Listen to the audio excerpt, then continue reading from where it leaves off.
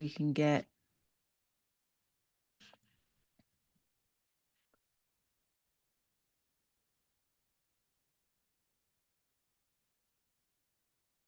oh, here we go. Wasn't quite where I was expecting. All right. All right, everybody can see my screen? We sure can. All righty. All right, go ahead and dive in. So today we are talking about local SEO fundamentals. So there's a little bit of a difference in strategy between just general SEO if you're trying to target all of the United States or maybe global words.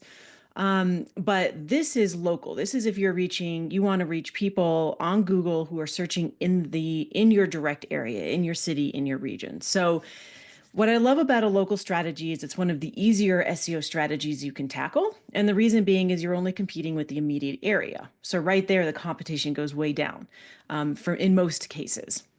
There are occasions when local SEO can still be competitive, but if you are looking at the local area versus all of the US or all of the world, it's way less competitive. And so you can get some really fantastic results. It's also critical for businesses that are specifically wanting to target or only target local, if that's your main place. For example, if you're a brick and mortar business or a service business, specifically going after local clients. So a lot of applications. And we'll go ahead and dive into this. So for any of you that are new and haven't met me before, I'm Cara Wolf. I own Websites by Cara, a website and SEO agency here in Durango. Been in business for 12 years. I'm a Circle Platinum partner with Squarespace, a Circle Marketplace expert, and a certified SEO expert. So the three things we're going to touch on today is first, local SEO essentials. So this is the technical optimization. This is the part of SEO that you're probably expecting to be hearing more about, like keywords and strategy and things that if you were to go into Google and start trying to learn about local SEO, these are the kind of things that would come up. And these are the tasks you can complete on your website and in your strategy to be reaching local prospects. Now, there's two other pillars, if you will, that I want to cover that you're not going to probably find on a Google search. And the first is understanding search intent. Now, search intent isn't talked about as much if you do a search and you're trying to understand Google through, articles and things like that. So I want to cover that because that's one of the biggest questions I get is around search intent. So I'll explain what that is and the questions that typically come up around that. And then I have several slides on AI. And this ended up being a significant chunk of this presentation because it's the future, right? It's only a matter of time before traditional Google search actually disappears entirely and is replaced by these AI models. So starting to future-proof your website and your strategy for AI is critical right now, and it's happening. And then the last piece is, when should I invest in local SEO? So another thing that's not talked about enough is, how do you determine if SEO is a good marketing strategy for your business? And there's actually some indicators that can help you decide if it's something that would be easy for you to do, if it's something that would be low cost, or if it's something that maybe would be beneficial, but it's going to be a higher cost than you think. So there's several factors we'll go over in helping you decide how much is it going to cost for you to make a return on your investment, to actually make money on the strategy that you're investing, as well as if it's even a good thing for your business or not. In some cases, if it's a really high competitive niche, especially if your products are lower priced, there are other marketing strategies that might bring you more return on your investment. So we'll dig into that. So the technical optimization, there's really three key things we're going to cover. So the first is Google My Business Profile. If you have a Google My Business Profile, I'll give you some tips. If you don't have one, I'll explain what that is and why it's important. The next is keywords. So we are going to touch on what does it mean to look for local keywords and how do you actually go about doing that. And the last is something called citations. And this is basically a little trick specific for local businesses. And all it is getting you listed in a bunch of different directories to help prove to Google that you're legit. It'd be like getting listed in 30 different phone books or something if we were back in the analog day. So I'll show you how to do that for your business as well. So I just want to make a note about SEO in case you're new to SEO. SEO stands for search engine optimization, and it's just the process of optimizing your website so that people can find you, whether it's through AI search or Google. So SEO, all it is a marketing tool. It's something you're investing in either with your time or your money to reach prospective leads, and those leads turn into paying clients and customers. So it's just a marketing tool. And of course, today we're talking specifically about local SEO, so specifically finding people in your region. So here in Durango, La Plata County, the surrounding areas. You can target other areas. If you were here and you wanted to branch out and target Denver, for example, or Colorado Springs, you can geo-target specific areas, but the local techniques we're talking about, no matter where you're targeting, you are targeting a specific local area, as opposed to the United States or global. So I want to take a minute just to talk about when right now Google still exists. And if someone goes into Google and types, there's a certain hierarchy of these local pages. So I just want to talk about what shows up on these pages so you can kind of start to understand where your efforts are going to play out. So the first is AI overview. So you can see right here on the right, there's an AI overview, and this just started showing up in local search results in the last, couple months or so. So this screenshot on the left, I actually took this screenshot, and like a week later, AI overview started showing up in local search. So AI is very much a thing for local now. And then sponsored ads will typically be at the top. So there's sponsored ads. Kind of depends. AI right now, sponsored ads on a local page, sponsored ads are at the top, and then we have the map, and then we have the AI overview. On non-local search results, the AI overview is still at the top. So kind of depends on, this is kind of a moving target. But the short version is that the map's going to be on top and the AI overview and sponsored ads, that's all on the top. And then down here at the bottom, you'll see the organic traffic, the organic results. So basically what you want to do is you want to take up as much space as possible. So here on the right, you can see I did a search for, website designer Durango. I'm showing up in the map. I'm showing up in AI and the AI overview, and then I'm showing up on page one in the top handful of results. So the more real estate you can cover, the more likely someone's going to click on you. And there's different tactics to showing up in these different places. So the map, that's Google My Business. So we're going to talk about using Google My Business profile to show up with the map. AI overview, the slides that we're going to cover on AI technique, that's going to help you show up there. And then, of course, organic results is just, straightforward SEO. The good news is all SEO, no matter what SEO strategies you're following, they all help each other. So it's not like one piece of strategies just for this and one's just for this. They all help each other. So anything you do is just going to be this general, organic way of showing up on these results. So first, we're going to talk about the Google My Business profile. So this is specifically mostly for the map. So the map on that search result page that we just showed you, it shows up first, right? We have the ads and then we have the map, and that's first. 50% of the traffic is going to click on the map. So if you have a Google My Business profile and it's optimized and it's in those top three, because the Google My Business profile displays 3 results before you have to click through. That's 50% of the traffic right there. So the goal is to have a profile, get visible, show up in the map in one of the top 3 results, and then right there, you're 50% ahead of your competition if they're not showing up there. I am going to give you some tips on the next slide as to how to show up in the map, but that's a huge reason right there. The Google My Business profile also, I have noticed, it actually boosts website rankings. I feel like as a business starts to climb in the Google My Business profile, it seems like they their website starts to climb a little higher in organic search traffic.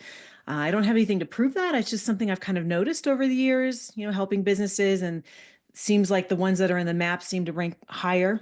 And that just could be because all of SEO helps SEO. But it does show Google, if you're ranking higher in the map, it does show Google that you're more trustworthy, more of an expert. So it's going to rank you higher in organic traffic. And the last is social proof. So social proof is huge right now. We've always known that it helps convert clients and customers, right? People come to your website, they read some testimonials. Social proof has always been a great marketing tactic. But having those reviews in your Google My Business profile is an easy way for Google to understand that social proof. It's an easy way for your customers and clients to understand that social proof. And it's something that AI crawlers can crawl as well. So overall, social proof is very critical to a local strategy. So Google Business, if you do not have a profile, it's very easy. All you do is you go to business.google.com and you follow the instructions. You're going to add a listing. You're going to verify your listing. They provide you instructions on how to verify your listing. You'll fill out your profile, and then you're good to go. So here are my best practices for a Google My Business profile if you have one or you're about to add one. So the title of your profile should just be your business name, just something, whatever your official business name is. And this will help you get verified because Google will want to see some verification that you own the business. So if the title matches your business name, it can just make it a little bit more legit. You want to avoid having any keywords in your title. Save that for later on. I do recommend using a primary keyword or a couple, of your top keywords in the description. So Google My Business gives you, there's an area where you can fill out like a little description of your business, and that's where you can use keywords to help Google understand, some of the things you might want to rank for. Definitely want to add your website URL. There's a place to put in your website. So for most local businesses, I just recommend your homepage. That's usually a sure shot. In general, local businesses, your homepage is going to rank in most search results, probably even more so than any of your subpages. That's just Google. When it recognizes a website as a local business, it will usually just rank your homepage. So just put your website in there, put your homepage. Category, you want to make sure your category matches whatever your competition is. So do a Google search, see what category your competition has chosen, and make sure you use the same one. Because if you choose a different category, you may not show up in the right results. I've had clients come to me that say, my profile's not showing up, and I look and I'm like, well, your category is different. Your competition all uses this one, you're using this one. Google My Business does allow you to choose subcategories. So you can choose a couple, but the primary category, just whoever you're trying to beat, make sure you're in the same category as them. And this last tip here at the bottom, lots of reviews. So the number one thing that will boost your Google My Business profile to the top is reviews. So the next time you do a Google search, take note. Usually the businesses that are at the top of the map, those top 3 positions, usually have the most reviews. So not always, but that alone will bump you up. So what I'd recommend is I would do a Google search, see who your competitors are, and aim to get as many or more reviews as they have. And when you log into your account, there is a little button or option, if you will, on the homepage, on the dashboard, where you can ask for reviews. So at the end, I'm going to try to leave a little time for questions. I can show you guys where that lives, but there's a setting where you can click it and get a link that will send people directly to the reviews. So what I do recommend is, rather than telling people, hey, just leave me a review, you want to give them that direct link. So we can go over that at the end if you'd like me to show you where it is. And I did see, I think, something come in the chat. So feel free to leave questions in the chat and I'll cover those at the end as well. So the next thing is identifying, let me see this, moving this around, it's blocking. All right, identifying keywords. So the tool you want to use is Google's free keyword planner. So all you have to do is just, I mean, you can use this link. I'm going to send this out at the end, this slide, or you can just Google, Google free keyword planner, and it'll show up. One second, tickle in my throat. So the reason I love Google Keyword Planner is even though I have a bunch of other keyword tools that I use, but Google Keyword Planner is the only one that lets you identify a particular region.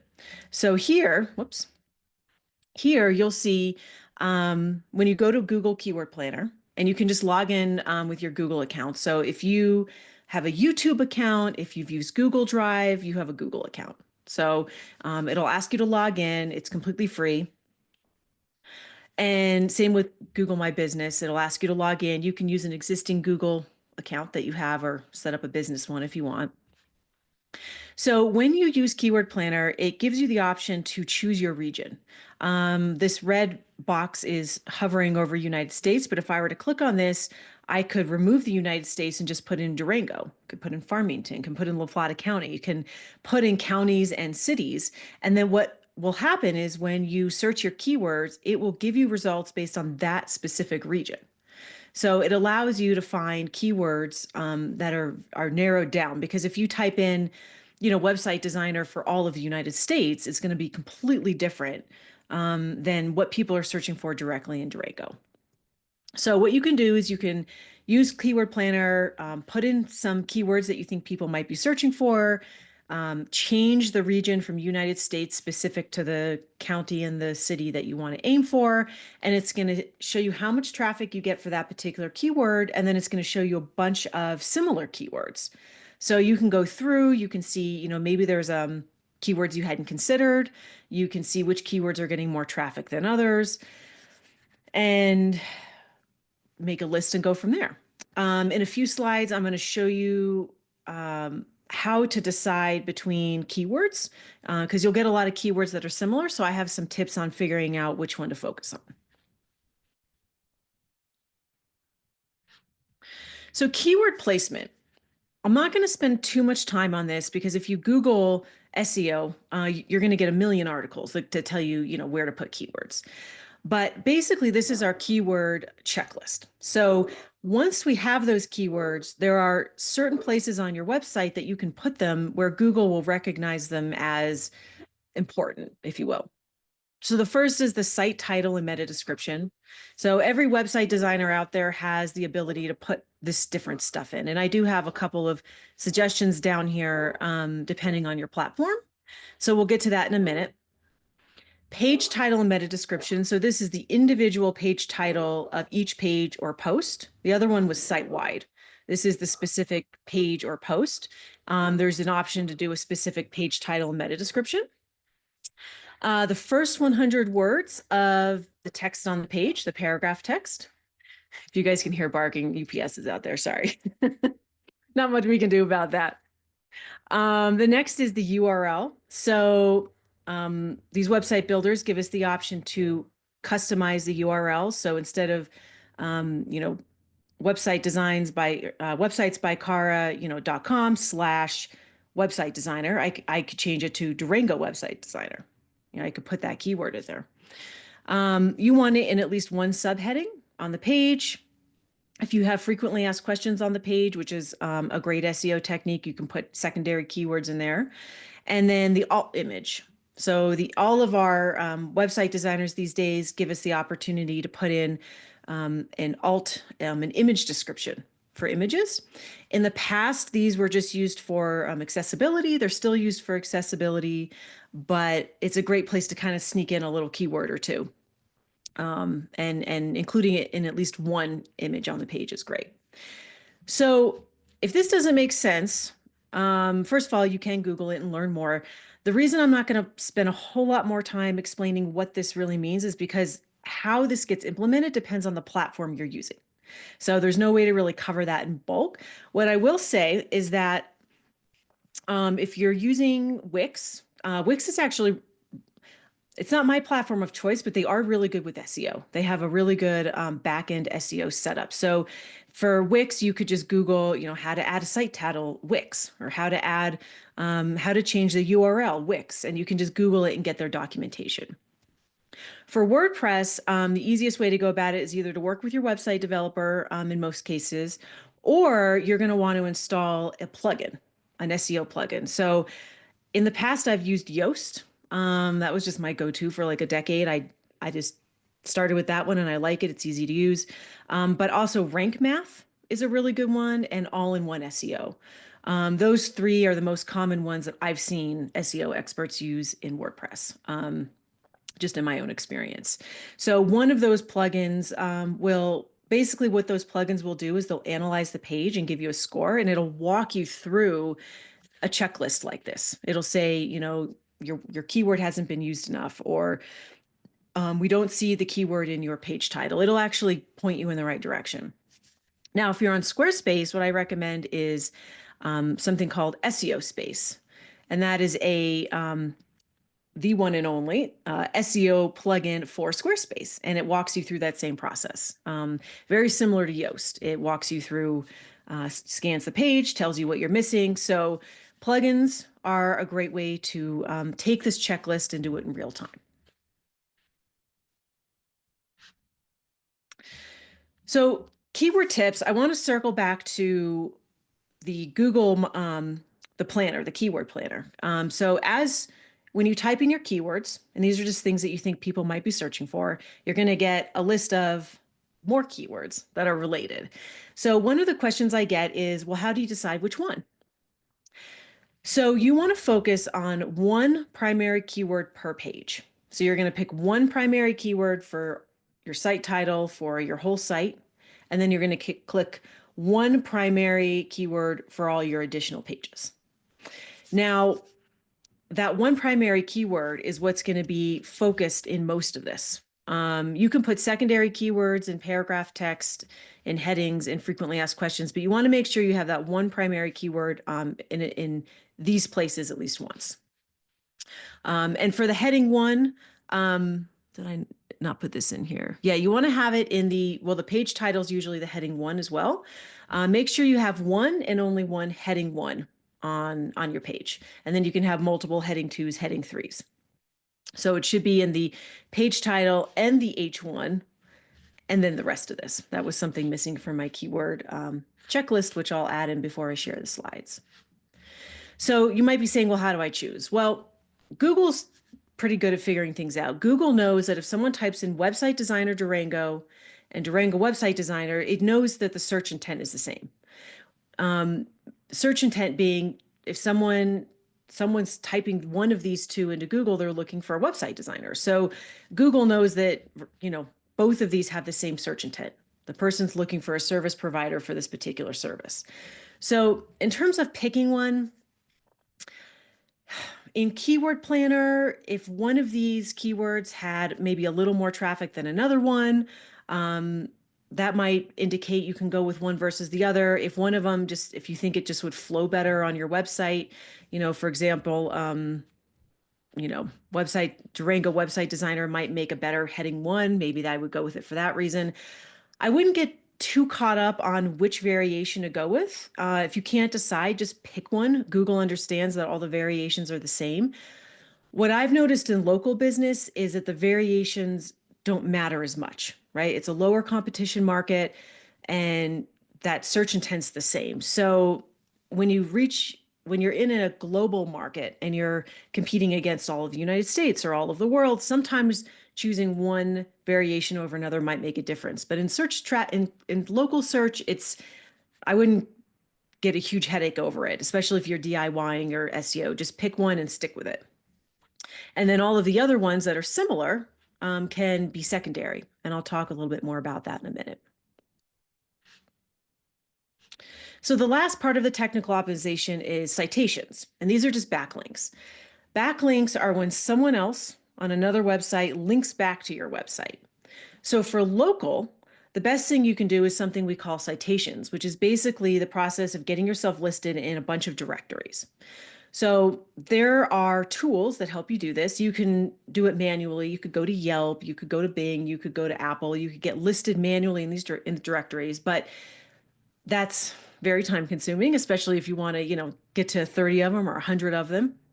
So this company, brightlocal.com, this is what I've been using. I'm about to switch to another tool, but this one, this is a great tool. You can do it yourself. You can have someone like me do it. But basically what this does is Bright Local, it's a service. They go in, they take the information that's on your Google My Business profile, and they list it in however many directories you want to pay for, including like Yelp and Apple. Now, the reason this is great is well, two reasons. One is it gives you backlinks, and the more websites that link from other websites to your websites, the higher you rank. Because websites with a lot of backlinks have a higher domain authority, something called domain authority, which is basically a popularity contest, more or less. Just Google says, oh, this website's got 1,000 backlinks. They must be trustworthy. They must be legit. They must be an expert. So these citations are just a really easy way for local businesses, a really easy and cheap way for local businesses to get some backlinks. The other thing is it shows Google that you're listed in all these other local directories. So instead of, it's sort of like taking your Google My Business profile and amplifying it with a magnifying glass, right? You're taking that directory, you're saying, I am local, I am here in this region, and you're amplifying it across other directories. And the last piece of that is AI search. What we've noticed so far in AI search is that the search engines tend to check a lot of those types of directories, looking for, proof and that kind of stuff. So it should help your AI strategy as well.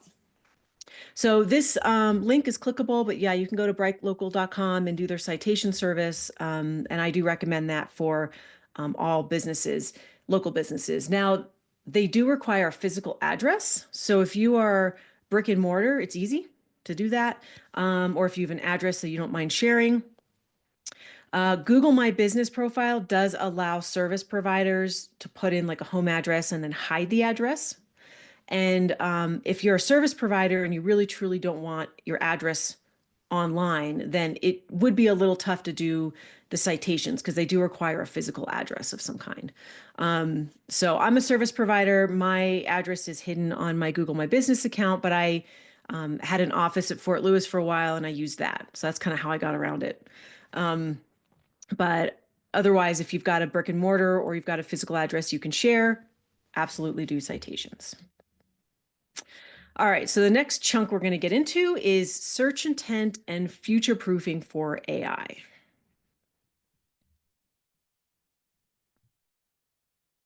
So search intent, we're kind of circling back to when I talked about website designer versus website designer near me versus website designer Durango. All of these keywords, which are going to show up in keywords keyword Google free keyword planner. They all have the same search intent. So you do want to pick one. Now, Google, if you type in a keyword and it brings up a map, that means that Google thinks that that keyword is local. It doesn't matter where you're located, it doesn't matter what you type in. If I just go into Google and type in website designer, I don't even specify a town. Google understands that I'm probably looking for a service provider locally, and it's going to bring up the map and it's going to ping me based on my IP address, which for me is Denver. So of course that doesn't do me any good. But the point is Google determines when something is local, and you know it's local because the map shows up. So if you're wondering if you've chosen keywords that Google will understand as local, just type it in, see if the map shows up. If it does, it means Google is categorizing that as a local search. Now, one of the questions I get is, well, how do you rank for website designer near me? You don't actually have to write the word near me in your website. That it seems like you would, but you don't. Google understands if someone types in website designer Durango, what they mean, their search intent is website designer, whatever their IP address is, website designer Durango. They understand that it's the same thing. So don't worry about typing in website designer Durango on your website. You don't need to write near me anywhere on your website. But what you do need to do is put in the town or city. So for example, this is a question actually I got last week. If I'm optimizing my website for Website Designer Durango, I do have to have the word Durango in there. I don't have to have the word near me, but I do need to have the word Durango. So, for most of you on this call, you're probably going to be optimizing for something Durango. So you'll want to have that word Durango on your website. If you are trying to rank for a keyword that maybe shows up as La Plata County, you could put that on your website. If you want to rank for Bayfield, the word Bayfield's got to be on your website. So the city name does need to be on there, but not the near me. So future proofing for AI. So I've actually got several slides on AI because it is the future. So right now, as of when I I think a week or two ago, I saw this. Google's AI overviews are now serving 1.5 billion users each month. And that's just the AI overviews in Google. That's not even ChatGPT, Gemini, people that are starting to use these large language models to do search. So I don't know if this is going to happen. I kind of feel like traditional Google search could disappear within the year. I don't know. I've never read that anywhere. No one said anything. I feel like it's happening faster than we're expecting. So AI is very much happening. So I have an example I'll show you at the end related to one of my pro tips. But right here on the left, on the right, you'll see this is actually an AI search that I put into ChatGPT, and I asked it for the best web designer in Durango or something, and I showed up on whatever it was that I searched. So this is the future of search right here, is people typing in what they want, these AI coming back to you with, okay, here's the result, and then you can do follow-up questions. So it's going to be a lot more of an interactive experience. So top tips. I have 3 tips to get you started.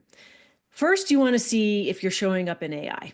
So you can use something like Perplexity AI, which is just like a research model, ChatGPT, you can Gemini, really Claude, whatever AI you're using. If you've never used AI, I'd recommend just starting with either Perplexity AI, because you don't have to create an account, so that's kind of handy, or ChatGPT is sort of like the go-to standard if you haven't experimented with it at all. So literally pull up one of those models, type in your business name, see what comes up. Type in some keywords, like I could type in website, give me a website designer in Durango, or even just type in website designer Durango. See what shows up. It's no different than going to Google and typing in your keyword and seeing who your competition is. So you do the same thing with AI. You choose one of your models, put in your keywords, put in your brand, just see if you're ranking at all. And if you're not, see who is and what they're doing. The next pro tip I have is you can use something called advanced research mode on either ChatGPT or Gemini. And I have an example of this at the end. And I think the easiest way to understand this is just to show you what I mean. So we're going to circle back to this during our Q&A. The last thing is to get listed in Bing. So Microsoft has, I think it's either 50 or 51% ownership in OpenAI, which is who owns ChatGPT.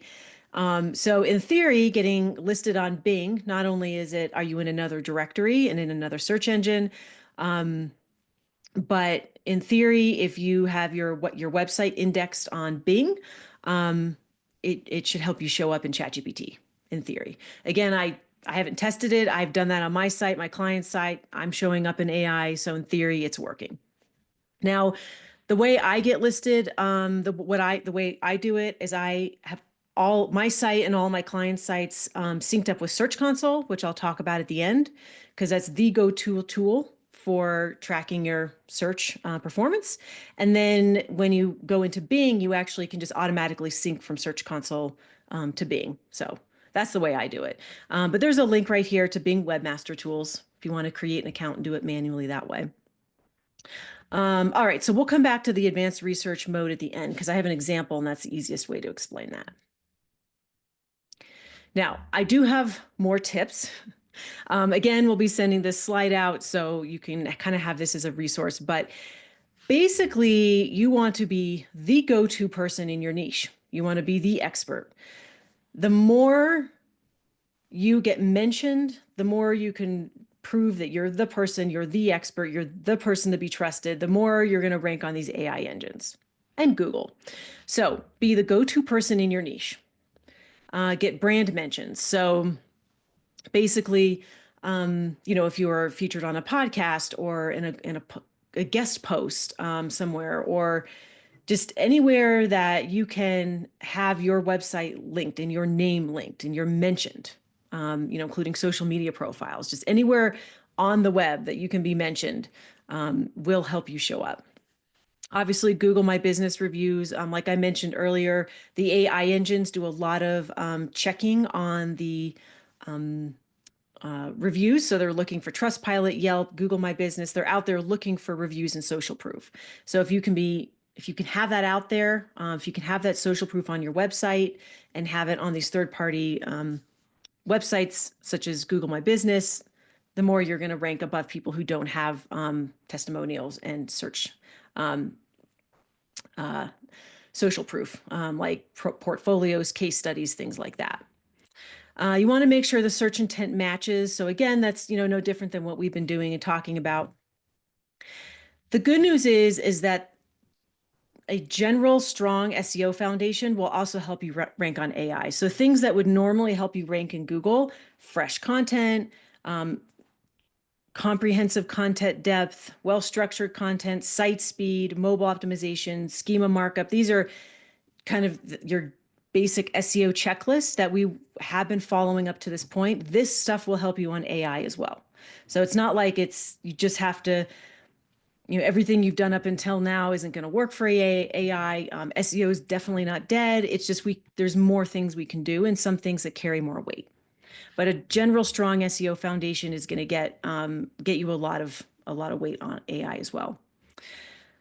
Getting referenced in a listicle. So this is like best of articles. If I were to do like I have an article on my music website, best places to rent an oboe. That is giving a lot of link juice to those companies, especially in AI. Conversational Q&A. So we're basically at a time where the more you can, ironically enough, the more you can humanize your website. So we are now building websites for humans, and the more that we build the user experience, the navigation, and the copy and the wording for humans and written in a way where our clients can understand it and will easily convert, the better off it is for AI, because AI, people are literally having conversations with these search engines. So you want to be writing your copy and your frequently asked questions in a very conversational kind of tone. And then just double checking JavaScript rendering. This is a technical jargon thing, but only a couple of the AI engines actually read JavaScript. So this is something you could maybe ask your website developer about. But if you're having a hard time ranking on AI, that would be something to look into. All right, so I'm gonna try to limit this last section to about 7 minutes. So we have a full 10 minutes for Q&A. But I do want to touch on, when you should or shouldn't invest in local SEO in terms of expectations around actually making money with it. So we're going to talk about the competition aspect, which is how you determine how much money you might be able to make, and then just kind of going to wrap up with some suggested tracking tools.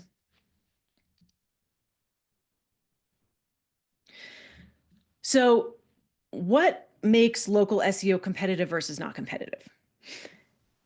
If the space is competitive, you're going to have to invest more money or time into ranking than if it's less competitive.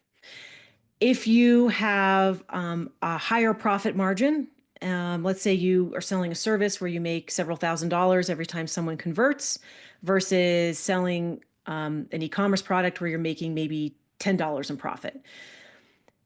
It's kind of goes back to your basic marketing stuff. If you have a higher profit margin, you don't have to get as many leads. So SEO can be really wonderful because all you need is, a handful of clicks that turn into a handful of leads, and then you've made quite a bit of money. So it's easy to spend money because you can make a lot of money. If you have a lower profit item, such as maybe you have a local e-commerce store and you're, selling jewelry and you're only profiting, $100 per piece, you're just going to have to get a lot more traffic to make back your money, right? So if you're spending several thousand on SEO, how many pieces of jewelry do you have to spend to make that back? So profit margin is part of that, and then competition. So here are some things to look for. What you want to do is you want to take one of your keywords, type it into Google, and then you want to see what shows up. And this is what we're looking for. So the first thing is exact match domains. This is like, in my space, someone has the URL durangowebpro.com. It's going to be nearly impossible to beat him out, because if your keyword is actually in the domain, especially for local search, really for everything, but especially local search, those types of domains will rank well, they're going to rank high, and they're going to be really hard to beat.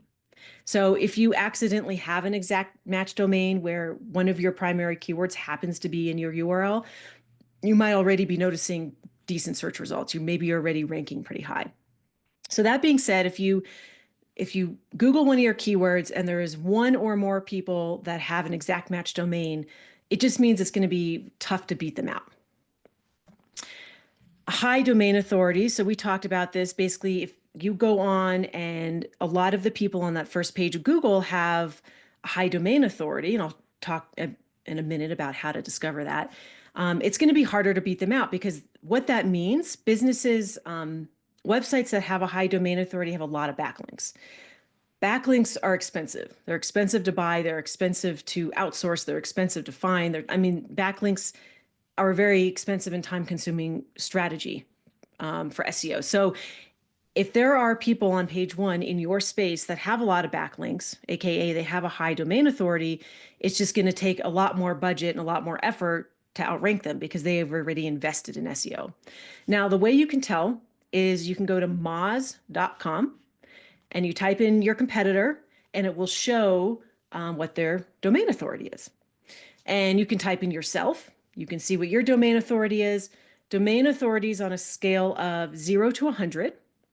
So, most local businesses are somewhere between 0 and 30.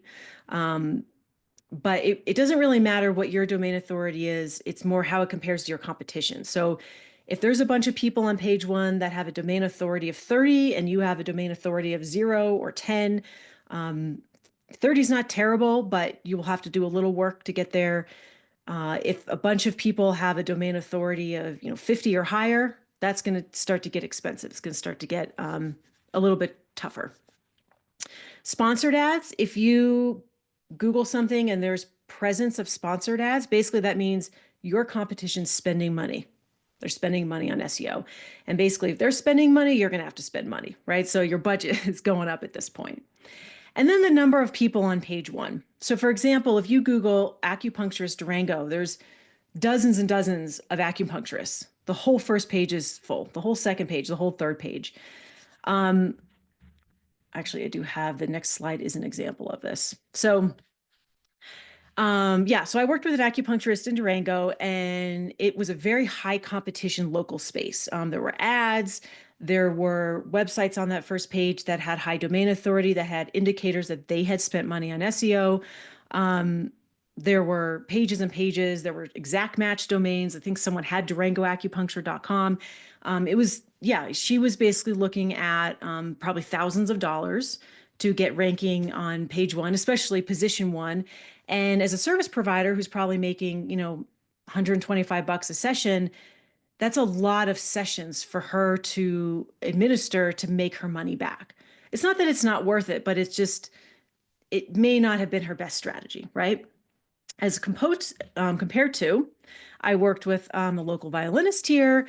We got her ranking for Durango wedding violinist. I gave her an exact match domain and a one-page website, and she literally shot right to the top, like within a week.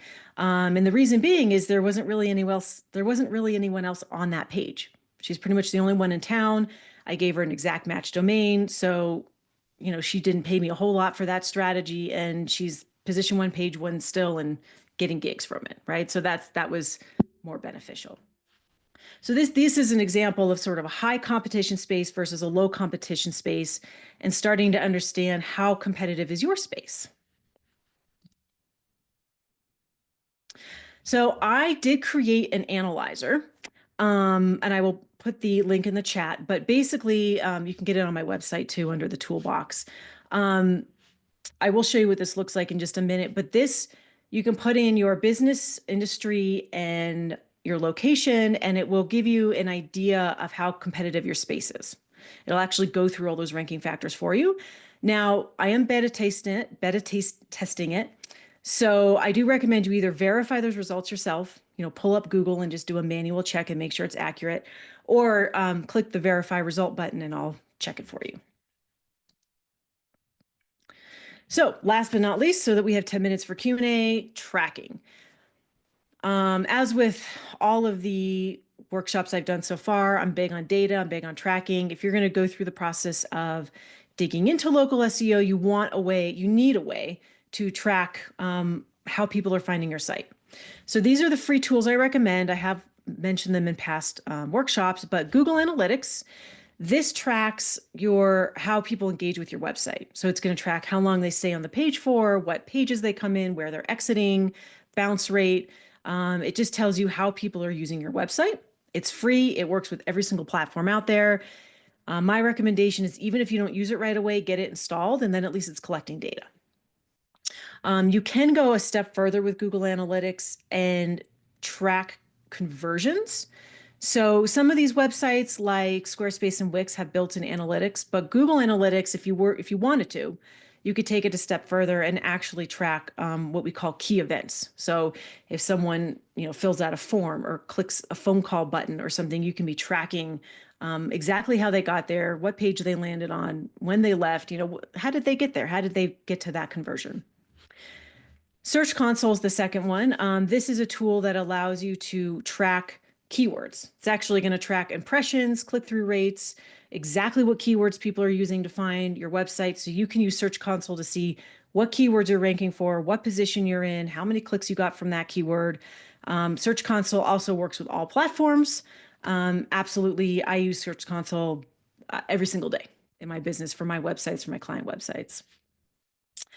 All right, so just if you have questions, email. Websites by car is my thing, but let me go ahead and get out of this and let me see.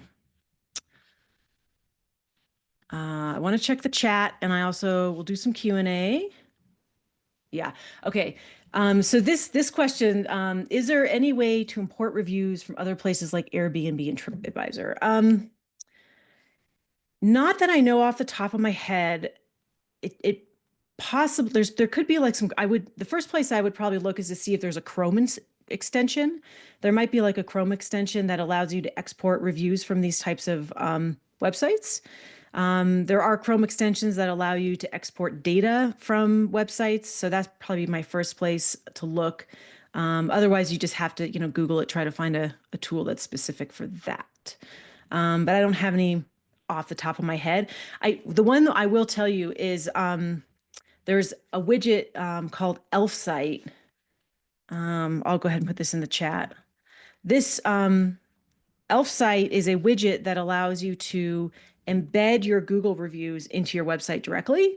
I don't know if they do that for Airbnb and TripAdvisor, but I'll put the website in here and you guys can check it out and see if they have any kind of widget that might embed those types of reviews. Because that's what I do. This is what I use for Google reviews. It just embeds it directly from Google onto my site. Let's just see if there's any questions, and then I'll do a screen share that goes through a few things I wanted to show you. Yes. Is it Nikki? Yeah, Cara, thank you very much. I'm wondering if it's possible to kind of do a two or multiple location strategy, like if you've got, bricks and mortar or two operations in two different communities. Yes. So as long as the physical addresses are different, as long as they have like a different physical brick and mortar address, you do can and should have two different Google My Business profiles for that. So you can do it under the same account, or you can do an agency account. So it depends. If it's just a couple of locations, you can just do it under the same account. Like under my Google My Business account, I have two different profiles. So, you go to business.google.com and you can do multiple listings under one account. So I would create a separate profile for both of those if they have different physical addresses. Mhm. If you have a business that has dozens of different locations, that's where you can create an agency account and have it listed, like under one agency. But for most small businesses, just do it under your profile and have a couple of different profiles. But if they're different physical addresses, yes, that's Okay. And good practice. if it's a two location operation, let's say, would you go through all of these steps that you've described, with each of the kind of localities, Durango and Colorado Springs, as Yes. parallel Yes. activities? Okay. Yeah. So what I would do is one of those a primary location, or are they both pretty equal? One is primary. So make the primary one your website, right? Like make that your homepage. Like if Durango is the primary, you'd want to put that on the homepage.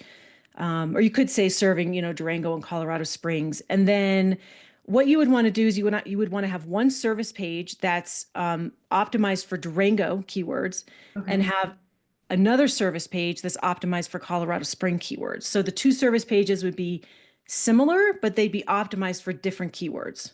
So one would have Durango all over it, and the other one would have Colorado Springs all over it. So they're what we call geo-targeted pages. Okay. So yeah, one's optimized for Durango and one's optimized for Colorado Springs. In the Google My Business profile, you'll have the Durango page as the URL. And in Mhm. the Colorado Springs profile, you'll have the Colorado Springs page in the URL. Got it. So Thank you. that'll show Google, okay, here's Durango, tying these two together. Here's Colorado Springs, tying these two together. So you Okay. have those. So instead of using your homepage, you would have those geo-targeted pages linked to the profile. That's great. Thank you. Yeah. Any other questions before we do a quick show and tell? Okay, so I just want to show you guys a few things.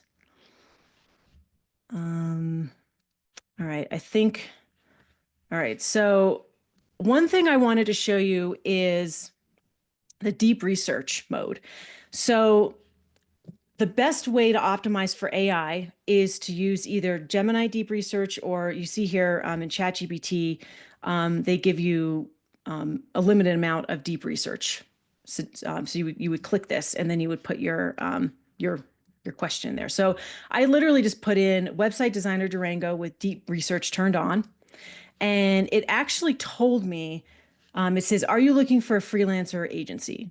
What type of website do you need? E-commerce, portfolio, blog? Do you have a budget or timeline?